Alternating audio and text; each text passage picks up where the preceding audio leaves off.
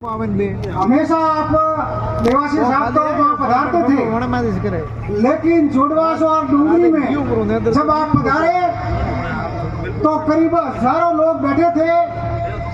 उनका उत्साह और उमंग दोगुनी हो गई थी और ये तय हो गया था कि जब एक नारी शक्ति कदम से कदम मिला करके युद्ध के मैदान में अगर लड़ने के लिए तैयार हो जाती है तो वो युद्ध कभी भी हारा नहीं जाता।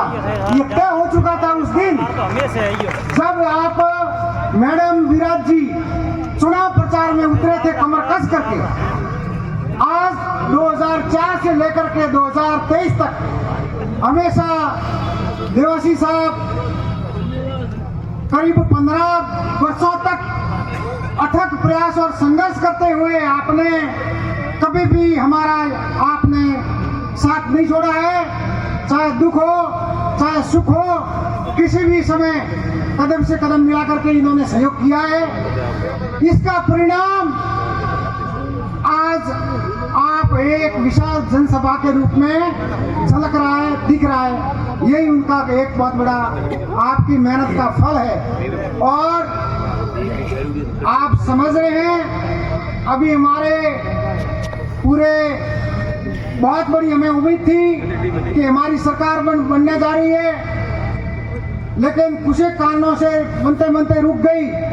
हमारा विकास जब पहली बार आप विधायक बने थे रानीवाड़ा में, आपने खुद अपनी नंगी आंखों से आपका विकास, कार्य करने की ललक, कार्य करने का हौसला आपने खुद अपनी आंखों से देखा है।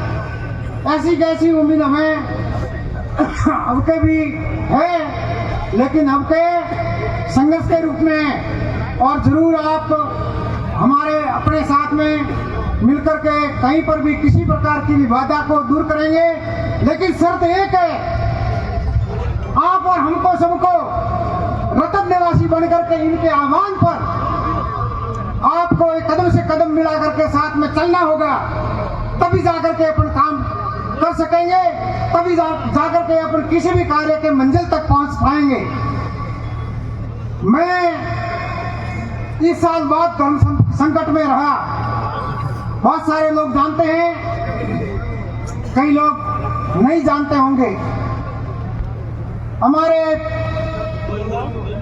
हमारे ऊपर बहुत बड़ा पारिवारिक धर्म संकट था, लेकिन व्यापक समाज हित में, व्यापक हित में हमने कदम उठाते हुए साहब के निर्देशों पर हमने देखा कि 15-20 साल से आप संघर्ष के रूप में थपेड़े खा रहे हैं। क्यों नहीं आप आपके किसी भी तौर पर किसी भी समस्या का सामना करना पड़े।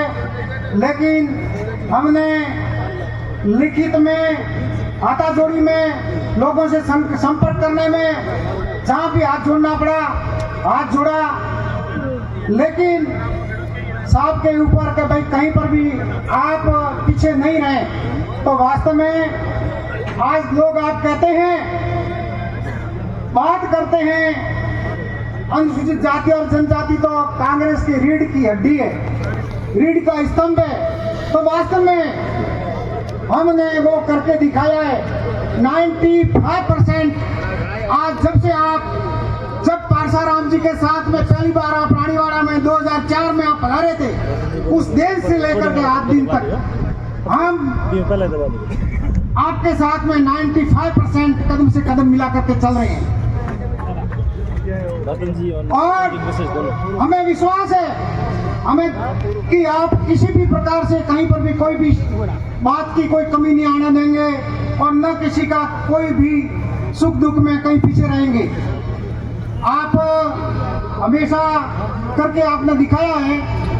मैं आपको एक निवेदन और करना चाहूंगा।